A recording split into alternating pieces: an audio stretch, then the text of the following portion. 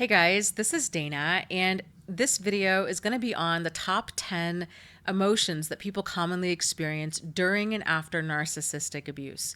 And the reason I'm doing this video, or I should say one of the reasons I'm doing this video, is in tribute to June 1st, which is now Narcissistic Abuse Awareness Day. And this is a day that was started by Brie Bonchet. And I think it's just a fantastic, fantastic, much needed idea. And I'm just thrilled to pieces that she thought of doing this. So, yay. Thank you, Brie, for coming up with this idea. There's a lot of awareness that really does need to be done as far as abuse and what abuse is and kind of who can, who is abusive and who can be a target of abuse. I know for me personally, I get these questions asked all of the time in emails and support groups and all kinds of things. So just kind of for the record, really quick, let me just recap a little bit here. Anybody can have abusive behavior, just like anybody can be a target of abuse. And most people, a lot of this confusion where people don't understand kind of what narcissistic abuse is, they don't understand how damaging different forms of abuse can be, because in their minds they tend to think of abusive relationships are only abusive if there's physical abuse involved, and that is very much not the case. It's physical abuse, don't get me wrong, it's incredibly damaging, but it's only one form of abuse. There's also verbal abuse, there's emotional abuse, there's psychological abuse, there's financial abuse, there's sexual abuse, there's even spiritual abuse. So lots and lots of different forms. If a person's in an abusive relationship, it's very common that there's more than just one type of abuse going on. So it's important that we are aware of all the different forms of abuse and how they come across. And of course, too, like I was saying before, anybody can have abusive behavior. Abusive people can be male or female. They can be young or old. They can be any nationality. They can be any sexual orientation. They can be any religion. They can be any education level, any income level, you name it. And same thing with targets of abuse. So people that have experienced abuse, they can also be female or male. They can be young or old, any sexual orientation. And I should also say abusive relationships don't have to be just a significant other dynamic. An abusive person can be a parent, they can be a significant other, they can be a sibling, they can be a friend, they can be somebody at work, they can be a next door neighbor, they could be somebody at your church or your place of worship, they could be, they could be a child. Like there's anybody can have abusive behavior. So I would encourage you guys to just expand your horizons and see the behavior for what it is, and try to not get locked into, oh, it doesn't fit the mold of who I think can be abusive and who I think can be a target of abuse. So, okay, without further ado, here's my list of top 10 emotions people commonly feel during and after narcissistic abuse. And I'm going to give some examples here.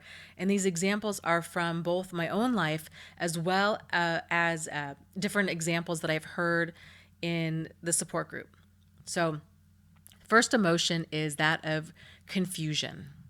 And so we felt confused. We felt confused because the relationship moved really fast. It was like a whirlwind romance, and deep down, something seemed a little off. It felt too good to be true, and we couldn't place why. We wondered if maybe we had issues with dating or commitment or self-esteem, and maybe that's why things seemed to be too good to be true. And especially if everyone else, they told us that we were an amazing couple and that they had no problem with the speed at which things were moving. It was just seemed to be us. We were confused because they told us they loved us soon into the relationship, and it felt odd that somebody their age would be so immature about love. We were confused because they seemed so certain that we were the one for them, but really they hardly knew us. We were confused because we'd see flashes of behavior like anger, rage, extreme jealousy, or they'd raise their voice or get a little rough, and it just seemed really out of character for them. We were confused because they seemed to have a Dr. Jekyll, Mr. Hyde personality that just seemed to come on out of nowhere. We were confused because we began to experiencing We began experiencing crazy making behavior that felt like we were losing our mind and questioning our perception of reality. And we just didn't know if we were misremembering or even mishearing things. We were confused because we became uncertain as to who had the problem, and were they acting in weird ways, or were we being paranoid and that our perceptions were just off? We were confused because we couldn't tell if our relationship was going through the normal highs and lows of our relationship or if it really was indeed problematic. We were confused because they were a different person around other people and no one else seemed to see their problematic behavior. We were confused because we were continually being told that we were somehow the problem, that we were too sensitive or too emotional or petty or couldn't take a joke or too jealous or paranoid, or even that we were being controlling or manipulative. We were confused because when their behavior got worse or when we found out what they were really doing, we were blamed for it and that it was our behavior that pushed them over the edge. We were confused because they would spin conversations and arguments, and somehow the conversation would just go so far off topic. And next thing we knew, we'd find ourselves apologizing for things just to get our relationship back on track, thinking that if we could just get them to understand us, that things could get better. We were confused because they always had an excuse and nothing was ever their fault. We were confused because we knew our relationship had issues, but we kept telling ourselves that they would or could change if we could just figure out how to get through to them. We were confused because they blamed us for their lying, cheating, and stealing, and so we would double up our efforts to be a better partner, but it was never enough and it never stopped their behavior. We were confused because whenever we brought up an issue, there was never any resolution. It was always the silent treatment or them threatening to leave, and we found ourselves apologizing, and we were just so confused as to why they never seemed to want to work on things. We were confused because when we got out of the relationship, we couldn't believe we were talked into doing a lot of the things we did, things that were against our morals, our values, our common sense, and better judgment. We also felt isolated. We felt isolated because we were so excited that we finally met our soulmate and we wanted to spend every waking moment with them or talking to them, and we very quickly made them our whole world, spending less and less time with friends and family. We felt isolated because we didn't realize that them wanting to text and call and Skype and wanting to be in constant connection with us was a form of controlling behavior. We thought it was love. We felt isolated because over time they didn't like our friends and family and wanted us to spend time with just them. We felt isolated because if and when we did reach out, no one seemed to understand or want to hear about it. We felt isolated because friends and family grew tired of hearing about our relationship issues and us never leaving. And so our world got smaller and smaller.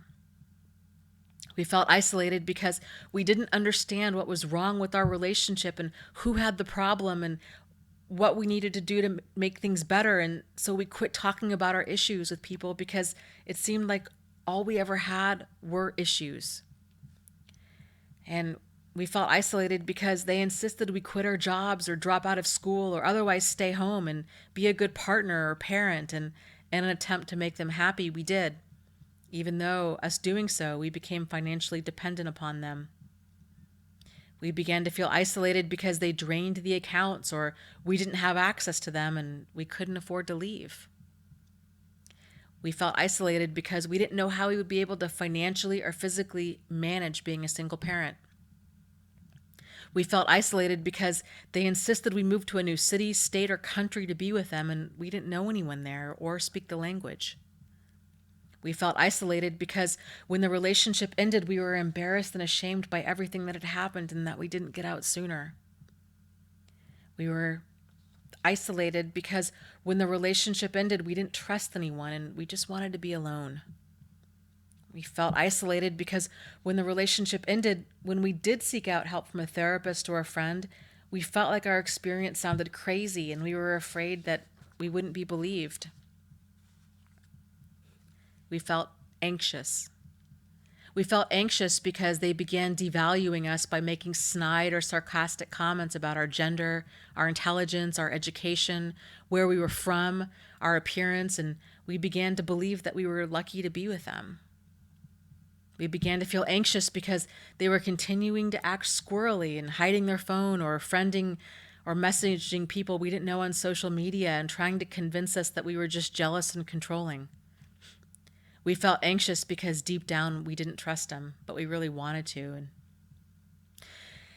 we felt anxious because we knew if we brought up any of their problematic behavior, they'd punish us in some way, either silent treatment or leaving us or threatening divorce or threatening to not pay child support. We felt anxious because we felt like our relationship was always one conversation away from being over. We felt anxious because we didn't know how we would make it without him. We felt anxious because we knew something was up and we always felt the need to play detective. Emotion number 4, depressed. We felt depressed because we felt so alone. We felt depressed because we felt like we would never heal from this. We felt depressed because no one gets it. We felt depressed because we know we needed to leave, but we didn't know how. We felt depressed because we are sad that they hurt our children, verbally, emotionally, physically, and there's nothing that we or the courts can seem to do about it. We felt depressed because they've manipulated our children, telling them that we tore the family apart or that we were abusive or hurtful, and now they've turned the children against us. We're depressed because they've launched a smear campaign against us, and now everyone thinks we did all of these terrible things we didn't do. We're feeling depressed because we don't know where to turn for help.